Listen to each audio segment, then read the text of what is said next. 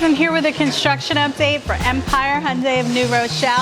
I'm standing in the service area, and as you can see, we're getting a nice, much-needed facelift. So we're spackling, sanding, drilling. There's a lot of movement and activity here. Everybody's working really hard to try to get this all done by the end of the year. So we can't wait to see you, and if you need something in the meantime, head on over. We're still open for business and fully functional, and we'll see you soon.